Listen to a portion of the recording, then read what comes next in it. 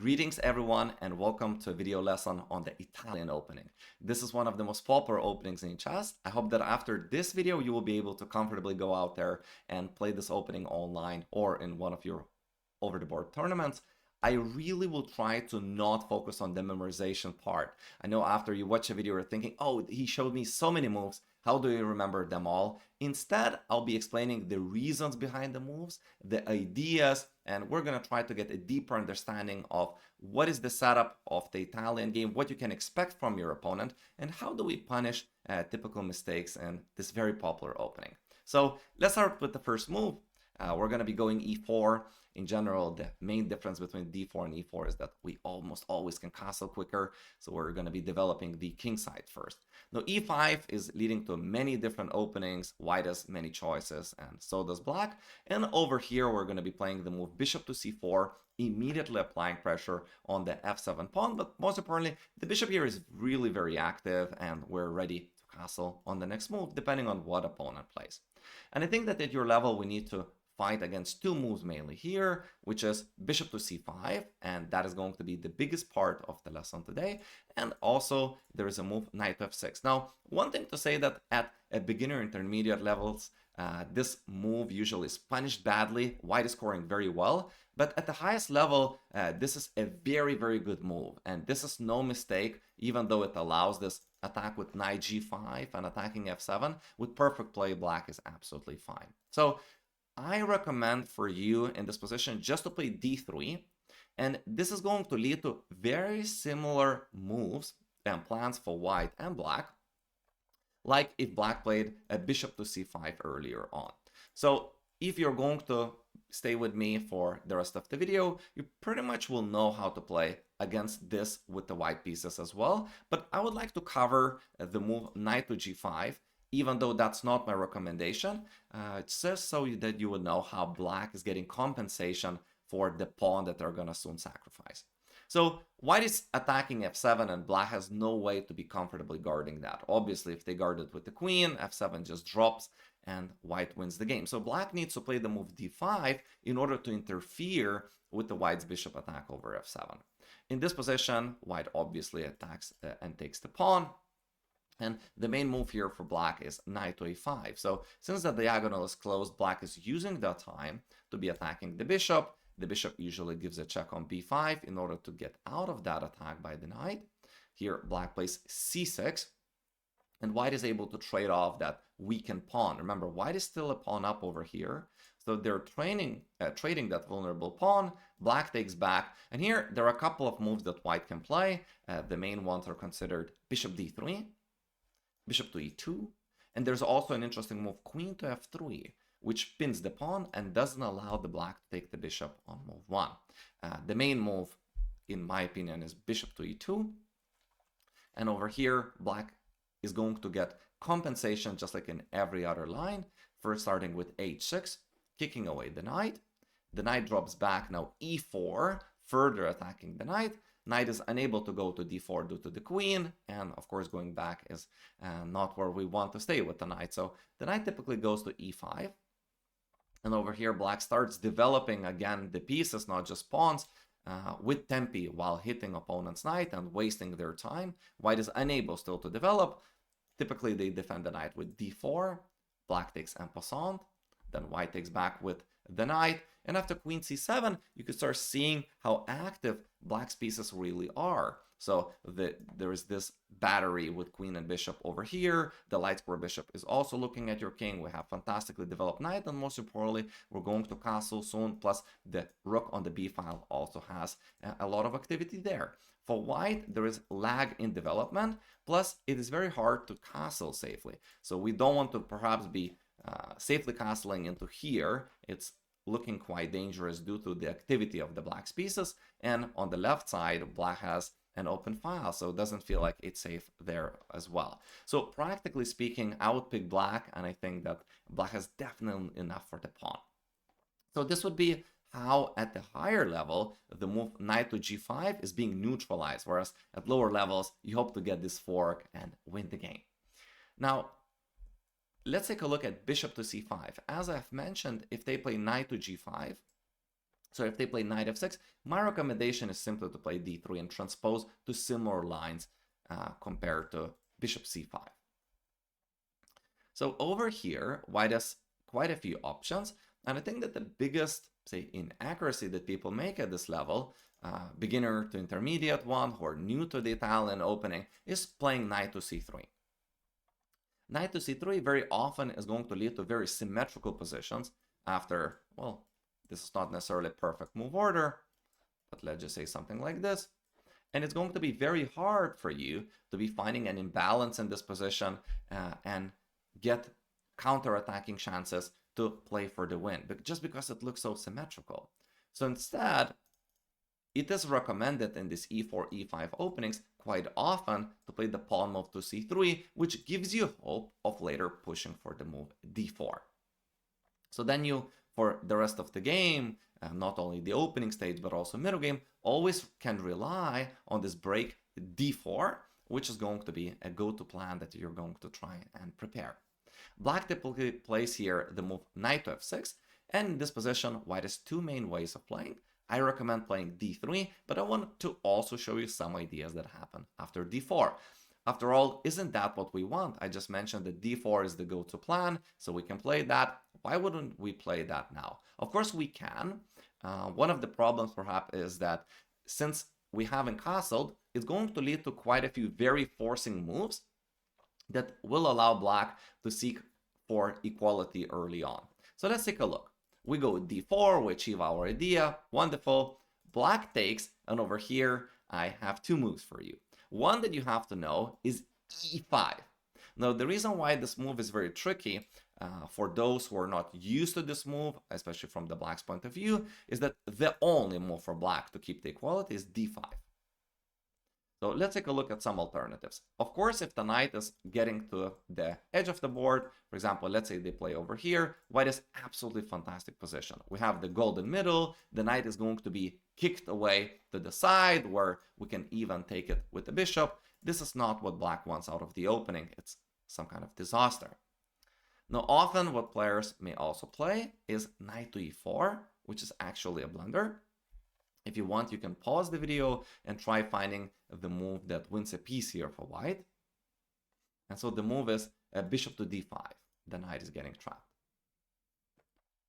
So it's quite a good bet until you're playing high-level opponents who are just aware of the move d5.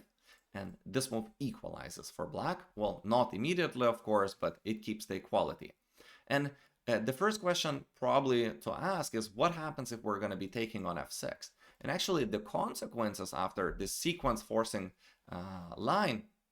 sequence of moves is actually this position is good for black. Even though it looks like black's king side has been destroyed, black often is just simply going to castle on the queen side, and white often can end up pawn down. This g7 pawn is hard to hold on to.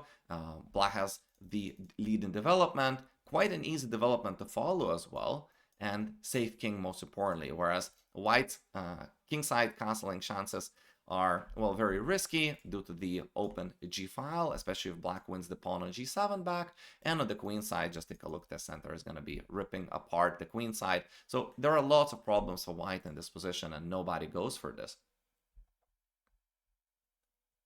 So after the move d5, our bishop is under attack, and so we have to move it away. We go bishop b5, and the point of d5 was to give this e4 square for the knight, and of course not allowed white that bishop d5, which would have trapped that knight. And in this position, typically white plays c takes d4, and after bishop to b6, we have this starting at higher level position where there is a lot of analysis, but the consensus is that black is fine over here. So this move e5 is a nice bet. If black doesn't find d5, you win the game. If they do find that move, you continue with equal position or slightly bit better. So you're not taking any risks to be worse or anything like that, and it's completely legit. Now instead, most of the players would take on d4, and this looks like it's coming to be the golden center. We have two pawns in the middle that are fighting for all of this territory, two pieces developed. Black's pieces are soon going to be kicked away, it seems, from the active squares. However, black has a way out of this. So they could be playing bishop to b4, And after bishop to d2, they can take and take. And let me pause here and say, if white had just one or couple of moves and they're able to develop the pieces and keep this amazing center, white is going to be overwhelmingly better.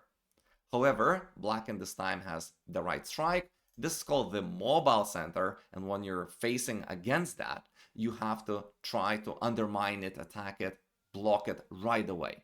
So black destroys that with the move d5. So they're hitting two targets at once. Now white has to exchange one of the pawns. The mobile center does no longer exist. Instead of two pawns, there's only one now, and that is the isolated pawn, the so-called IQP, and it's considered that black is fine over here. White can try applying some pressure over here against the knight, but black has the move knight to a5 or knight to e7, defending the knight with equality. So as we go back, I want to go from the very start. I like to do this from the lessons with many students in order to see where are we and how did we end up there. And we looked at the line d4. So now I want to look at the move d3, which is what I recommend for you. And this is called so-called Gucco piano, the silent start. The reason why it's called in such a way is because white is going to be developing quite slowly, and they're going to be preparing d4 after they have developed their army and pieces. So over here, I just want to mention that early d5, which may happen at your level, is punished badly. We can take the pawn on d5, and after this we have queen b3. And because behind the knight, we're threatening f7, since black hasn't castled, black is in a lot of trouble here. Once again, if they play knight a5, we simply have queen b5 with not just a double attack, but a triple attack, actually. So white has won the game there. So typically, both players castle. At this point, there are quite a few move orders. d6 is a very popular move. White can include the move h3 to prevent the pin. That pin would make it a little bit harder, perhaps, for white to be getting d4 later. Black very often plays a6, and what is very common for these positions, and the reason why a6 is also played, is that the dark square bishop of blacks and the light square bishop of whites very often prophylactically go back. The reason why the white's bishop typically goes back is so that after black plays d5 at some point, our bishop wouldn't be attacked and we would have alternative moves to make. And another reason is sometimes black is threatening knight a5, and there wouldn't be a way for the white's bishop to run away from the black's knight. Whereas if we go bishop to b3, if they ever play a move like knight a5, we can always go back to c2, which is actually a good square for the bishop. We're going to be supporting the e4 pawn, which is going to make it easier for us to achieve d4.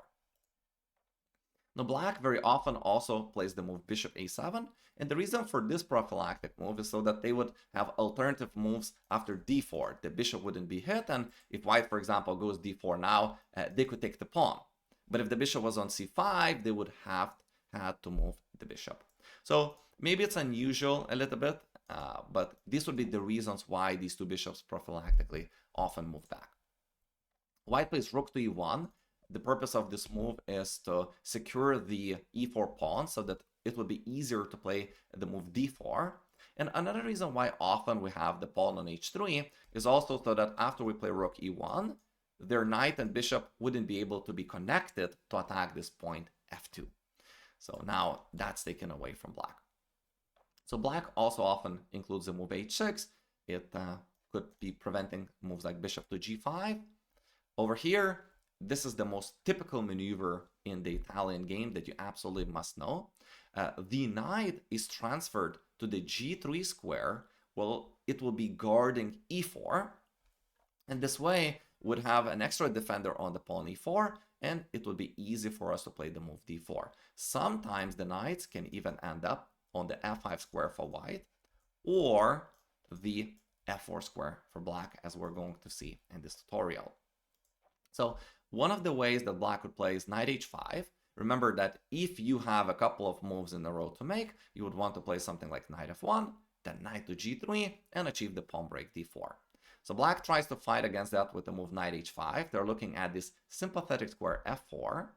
So white plays knight f1, and not only they move the knight to later the square that they want to. Of course, that wouldn't be a go-to move right now because black is covering that. But this way, we're opening up our bishop. So if black was to go, for example, knight f4 now, we could be taking this and achieving this amazing center with d4, and the f4 pawn is kind of vulnerable. It's going to be quite hard for black to be comfortably defending that later. So after we go knight f1, black is playing queen f6, so that if they go with the knight to f4 and we take, they could comfortably take with the queen over here. So we go bishop to e3. If black was to take, we get the knight to an amazing square, where it's going to look at d5, f5, c4 squares. Black goes knight to f4. Now if we take, they're ready to take back with the queen, and white very often can play the move knight to g3. Now what is interesting is that if white had a move right now, we're threatening to take, and they're unable to take with the queen because there's knight h5, and the queen is getting trapped. Quite unusual. Anyways, so typically at the higher levels, they play g6 in order to prevent this knight h5, and white can achieve their dream at d4. By no means I play this perfectly for white or black. I just want to show you the main ideas so that you would be comfortable choosing from them rather than trying to get one thing all the time. So this knight d2, knight f1, knight g3 is a must-know idea. Try to remember this because you will often see it possible not only in your games, but if you watch, say, Grandmaster games from the old books or nowadays, you're going to see this quite often. Now, I want to go back to just to one point. In this position in general, black would be playing the Italian two ways, and then you as white are going to play very different positions. We just looked at d6. However, another move that black would also be often playing is d5. We already looked at that once before black castled, where it was a blunder. Now let's take a look what if they have castled. Now, typically d5 move is only playable for black after you have played c3. The reason for that is because after the pawn trade, this d3 pawn is no longer guarded by a pawn, and they hope to apply some pressure against that. So we would say that the d3 pawn is kind of shaky, but so is the pawn on e5, which you can be applying pressure against with moves like rook to e1 and with the knight. Now, the e4 square that you have gotten by taking away can also be often used by the knight, so don't forget about that. So typically we play rook to e1, there's a lot of pressure on e5, and the way they are guarding that typically is with bishop to g4. So not with rook e8 defending the pawn, but by using the spin, which neutralizes our knight. So over here, h3 is a useful tempo for us to get. Later, we don't have back rank issues, and at any moment we could be playing g4 when it works, but it rarely does, unfortunately. Anyways, that's a useful move that doesn't do any harm for your position. Now we're going to be playing knight to d2 with a clear intention of using that e4 square for our knight. Black goes knight to b6, and black typically fights against these ideas with the move knight to b6, so that you wouldn't have this knight e4 early on. Of course, if you go knight e4 over here, you're losing the bishop pair, and you're damaging your own pawn structure as well as you do that. This doesn't look good for white, right? Now, instead, we are moving the bishop to b5. Over here, typically the pawn is under attack because we're threatening to remove the guard, the c6 knight. And so they drop the bishop back to d6 in order to give it an extra protector. And here, after knight to e4, I'm going to leave you with this position. I just show you a few moves that white could use to improve the position. The move knight to g3 if we're ever kicked away by f5 to hit the bishop as well as keep the knight semi-active on the g3 square. We could bolster our bishop and expand on the queen side to gain more space with moves like a4. And at any moment, you could also be taking the black's knight, losing the bishop pair, but damaging opponent's pawn structure. So these are some of the main middle game plans and ideas behind the opening moves in the Italian game. I know it's a lot to take in, but remember, you don't have to memorize almost anything, just perhaps the first couple of moves. And when you're going to be playing the game, some of these ideas are going to come to your mind. Your job is to go out there, make mistakes, and your coach job is to fix them. So analyze your games or bring them to your teachers. I hope this was useful. If it was, you can also try to consider hiring me as your personal online chess coach. My contacts are on the side of the screen. I thank you for watching. Leave me a comment of the opening that you want me to cover in the next video. And I'm saying goodbye till next time. Thank you very much for watching.